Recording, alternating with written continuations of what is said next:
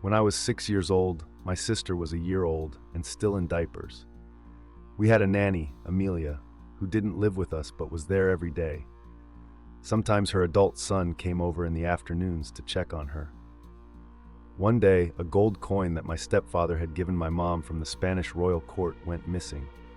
My mom and Amelia spent days looking for it, thinking maybe my baby sister had shoved it down her diaper and it had been tossed out. They eventually gave up the search. One day, Amelia borrowed our car, which she often did, went home, and the next day didn't show up. Her son came over to return the car and sat with me and my baby sister on his lap as we all worried about where his mom was. We never saw her again. A day or two later, my mom was asked to come to the coroner's office to identify Amelia's body. After the trial, we found out the details. Amelia had gone home that day and found her son chiseling the lost gold coin into a belt buckle. They argued, it got heated, and he harmed his mom. He then wrapped her in plastic, stuffed her into the trunk of our car, and drove her out into the country, dumping her body on the roadside. Detectives came to our house and asked my mom to open the trunk of the car he had returned to us. It was full of dried blood. All of this happened before he came to our house and sat with my baby sister and me. In the end, he was sentenced to decades in prison. For a long time he wrote to us, and I think he was paroled a decade or so ago, but we live across the country now.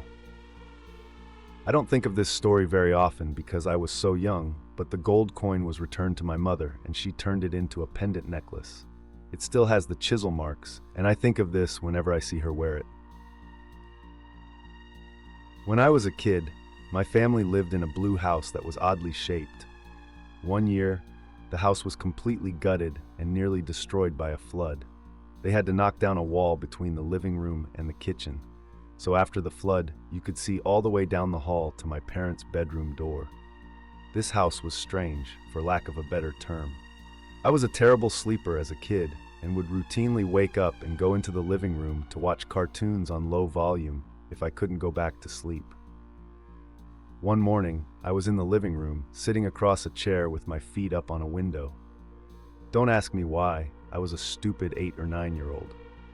From where the chair was, I could see just over the kitchen counter down the hall to my parents' room. A movement caught my eye. I looked up and saw the shadowy outline of a man walking towards me, near my parents' door. Thinking it was my dad, I said something like, "Hey Dad, sorry if the TV was too loud." My dad is a notoriously light sleeper and would wake up from anything. There was no response. Within seconds, my foot went through the window. Again, not sure if this was related or if I was just a dumb kid, likely the latter, and I screamed. My parents woke up to figure out what was going on at 4:30 in the morning. At this point, I was preoccupied, but much later, I realized I had definitely seen the outline of a man.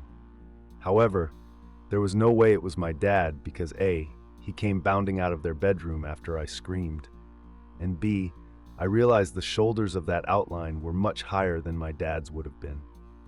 Fast forward to a few years ago. We had moved far away from the blue house, and my mom and I were hanging out and catching up. For some reason, the blue house came up in conversation.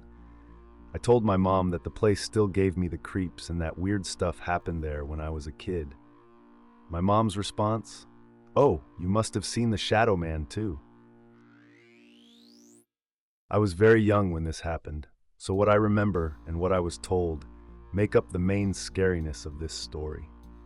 My family was driving around the backwoods of the New Hampshire, Maine area in the autumn to watch the leaves fall. We were staying at a cottage and my family frequented this area. We were coming back from somewhere when my mother started screaming at my father for stopping abruptly. In front of us, on an unkept back road in the deep woods of New England at a pretty late hour, there was a traffic jam with quite a few cars stopped in all directions. I remember a lot of bright headlights. I also remember seeing my dad's face as he turned around to see where he was reversing the car. My mom went completely silent through this whole thing. I just remember my dad saying eerily calmly, "Ugh, I hate traffic." He turned around and started driving back up the road we came down, and we started seeing cars going past us, flashing their headlights. My dad just kept driving. The whole atmosphere went from, "Wasn't that a fun day?" to "Let's leave." Even as a kid, I went from being annoying to being quiet. There was a thickness in the air. Cars started coming up from behind, honking and flashing lights, and eventually they just turned off the road, and we drove back to the cottage. Years later, decades later, my dad and I were having a beer together. He said, "Remember up in the woods up north? We were driving around and we came to a weird traffic jam." I was like, "Yeah, why?" I honestly hadn't thought of it since that night. My dad continued, "Well, your mother and I were pretty sure that was one of those ambushes where they block the road, try to rob you, and leave you in the woods or worse. You don't remember the cars coming up the road after us, trying to block us in? Or the cars chasing us and beeping at us until we hit random route?"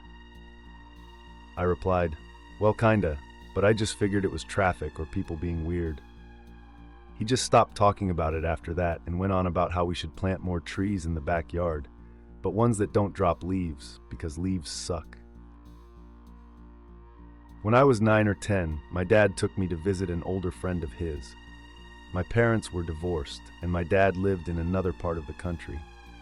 While I had known this guy since I was a toddler, I didn't share the same common interests as either of them.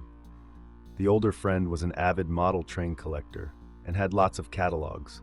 This was before the internet was in wide use, to order different train sets, tracks, and accessories. They often spent hours going through listings to determine what they wanted to order. We got there fairly early, and my dad said that after an hour or two, we'd all go to Hardee's for breakfast before heading out to watch a train show. As a kid, I didn't care much about model trains and was just incredibly bored. I started wandering around the house, reading my video game magazines that I brought with me, and very quickly, that hour or two had passed, and they were still down there. I asked if they were going to leave anytime soon, and the friend suggested I check the refrigerator in the kitchen to see if there was anything I wanted to eat. I looked through the fridge and found nothing. However, on the kitchen table, I saw an apple and decided it would be appetizing enough to hold me over. As I picked up the apple and prepared to take a bite, his wife stepped in and told me, "Don't eat that. Everything in the bowl is wax." I thanked her for the warning and continued to wander around the house, burning time until we could get going. Maybe another 30 minutes later, I went back to the basement where they were going through catalogs and asked when we were going to Hardee's.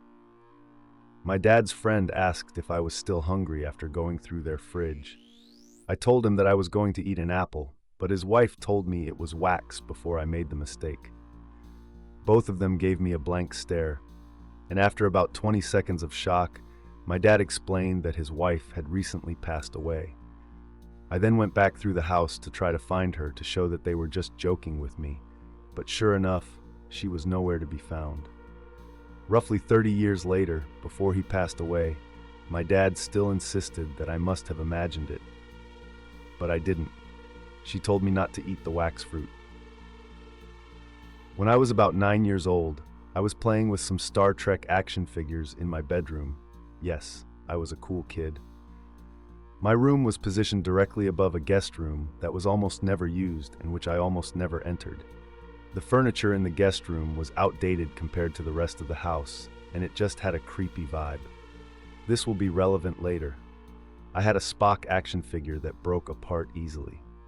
His shirt would snap into 2 pieces by pressing on the seam, and then all his limbs would fall off. He was easy to repair, so I took him apart often. He'd be used for body parts if I wanted to pretend someone had been killed by an alien. One day, just as I had set up a decidedly gruesome Star Trek scene, my mom called me down for dinner. When I came back upstairs after eating, I noticed that Spock was gone. Just him, though. All the other action figures were still in a little circle, exactly as I had left them.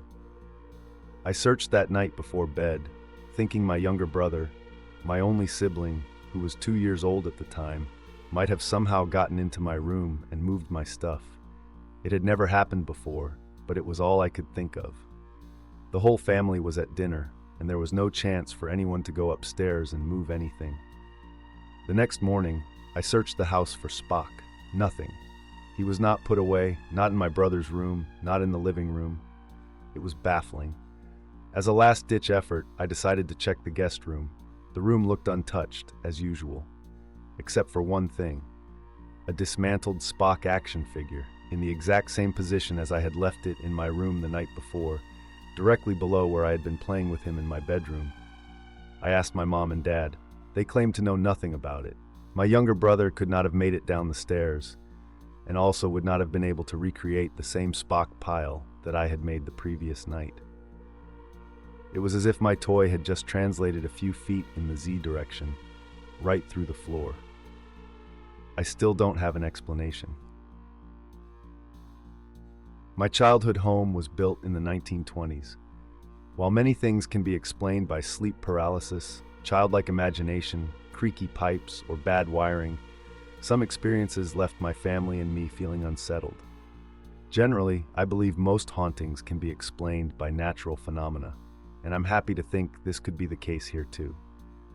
From the moment we moved into the house, I was 6, I absolutely hated my closet. I would cry if my parents didn't close it at night. This fear never went away, even when I was a teenager. I always had to have it closed or covered up. I can't explain exactly how genuinely terrifying this feeling was, but I always felt watched. My whole family was creeped out by that closet too and generally avoided it. The upstairs was small and had a landing surrounded by our 3 bedrooms and the bathroom. I would wake up with this oddly unsettled feeling and walk to the landing and stare down into the darkness of the stairs. This was odd because normally if I had to go to the bathroom, I would sprint there and back. A few times, I would find my brother already standing there, looking up at our attic door, which gave me a heart attack. The weirdest experiences involved family members hearing a voice that sounded like one of us, but we weren't there. There were at least 2 times my dad came into my room, annoyed at me for waking him up when I was deep asleep and completely tangled in my bed sheets. He told me that I had tapped him hard on the shoulder and very clearly told him to get up because I needed help. But when he opened his eyes, I wasn't there, and he had to search for me. My brother also told me about times he heard me talking in a room, but when he checked, I wasn't even upstairs. It still gives me chills to think about it. There were also times I clearly heard the door open, and my mom come home and call my brother and me, but when we got downstairs, no one was home. It would be really odd, and we'd both definitely heard it, even with headphones in. Sometimes we'd leave the house because we'd be so freaked out by it. Other odd occurrences included things going completely missing and us finding them in strange places months later, but I've always attributed that to forgetting where we put them or our cats hiding things. Some of my friends refused to come over after spending the night, but they wouldn't tell me anything other than that the place really creeped them out.